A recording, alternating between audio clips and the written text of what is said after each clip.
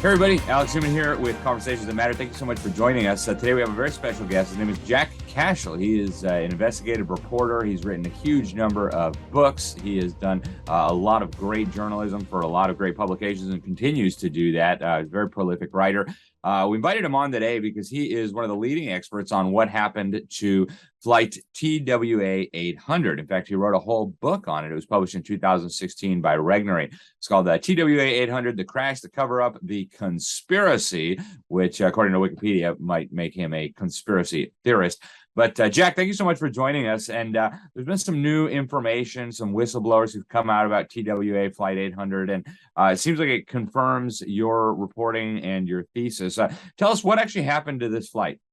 Well, the flight left JFK in New York at 8:19 p.m. on a nice July evening in 1996. Got 12 minutes along the southern coast of Long Island, which is a very heavily frequented coast. A lot of people out on the beaches, on their decks, whatever. And about 250 of them saw a missile fly up and hit the plane and blow it up. Missile or missiles. And the last time I was on, Alex, we talked about the whistleblower who came forward. I think a more promising development is the lawsuit recently launched by the family members, about a dozen family members, through the incredible, unstinting work of physicist, researcher Tom Stalkup, who's been working on this project literally for the last 25 years. And in 2015, he and Christina Borgeson, who had been a CBS producer before she got involved in Flight 800, and they fired her over it, put out a really excellent documentary I think it was just called TWA Flight 800, worth watching if you could find it. But the lawsuit, and what Stalkup did, and he's a very sharp, technically oriented guy.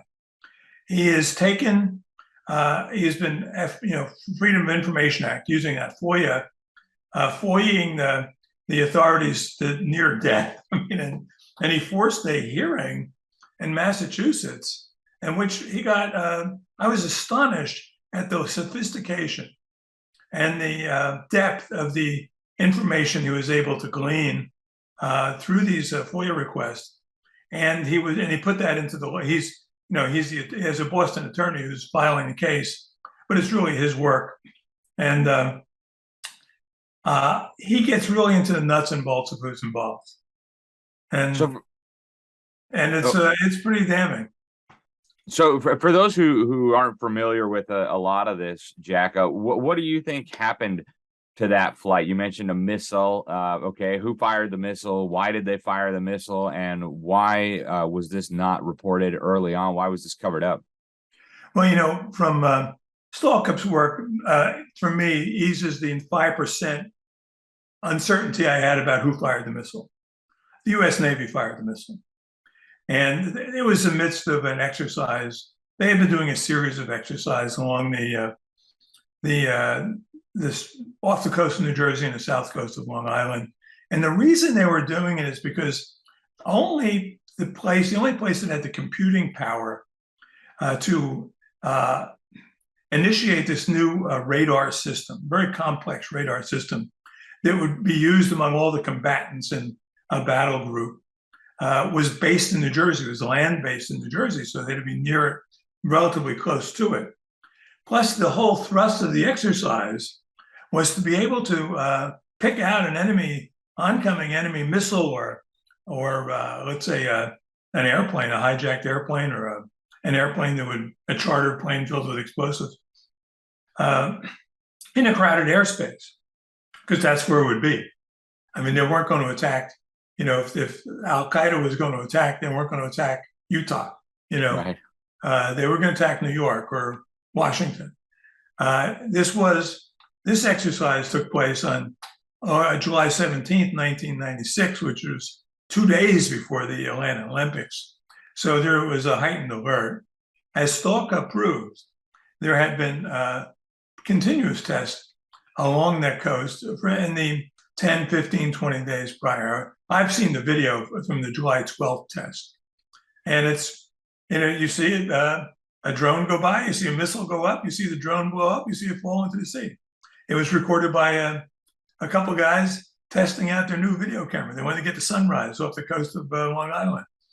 And that was entered into evidence, and that through FOIA, they were able to obtain that. And it just tells you the story of what happened. What that does, though, Alex, is it makes a hash out of the total Navy denials of any involvement. And the Navy wasn't denying it because it was their idea to deny it, although they would have probably if they could get away with it. It's run from the scene, pass out medals. Classic way to deal with military mistakes anywhere, All right. But this was coming from the top. And I'm sure the message going to the rank and file, at least that a certain circle who had to know what was going on, was that this was top secret. If the enemy finds out that we have this capability and it's imperfect and we render ourselves more vulnerable, national security, et cetera. But to me, the real reason was the same reason we had to cover up Benghazi 10 years ago yesterday. And that was we had a looming presidential election. And the Democratic candidate in power had to get reelected. And as we see now, all much too clearly, they were not adverse to using the tools of the deep state to smooth the path to the White House, back to the White House. And so, go ahead, Jack. I was going to say, then they used the FBI took over the investigation on day one. It was illegal. The NTSB should have been in charge, National Transportation Safety Board, but at least they did it publicly. What we found out through the various FOIA requests was that the CIA really took over the investigation from the FBI on day one, and they were really calling the shots. They were the ones who were keeping the FBI under their thumb. And, in the one phrase in Stalkup's lawsuit that I took exception to was where he said the FBI enlisted the help of the CIA. There was no enlisting there. That was an imposition. At that time, in 1996, the FBI was a relatively straight shooting operation. The head of the investigation, Jim Kallstrom, was a Trump supporter in 2016, and he hated the Clintons. So they must have brought some incredible pressure to bear on him, or they may have just worked around him. So the investigation was so compartmentalized, only a handful of people really knew what was going on. Wow. So there's this lawsuit. Is it too late for accountability? Should there be accountability? What kind of accountability should there be? I mean, should somebody be going to jail over this? Should there be, apologies and big payouts to the family members? What would be an appropriate way to move forward? And is that possible? Well, the first thing what the suit would ask for is damages for the family members. I mean, who've been, it's not, there was a payout, airlines always pay out right away. But what they can't compensate for is the 25 years of anguish these people went through, knowing that they were being lied to. That would be step one. As to who's still culpable, well, the Clintons are still around. Jim Kallstrom, the head of the FBI investigation, died just last year, and I think I may have told you, but I talked to him just in 2016. I tried to get him to go public because he could turn the fate of if he really wanted to stop Hillary Clinton, the best way to do it was to go public and come clean with TWA-800. He didn't want to hear that at all. He was deep into denial. I would say also culpable.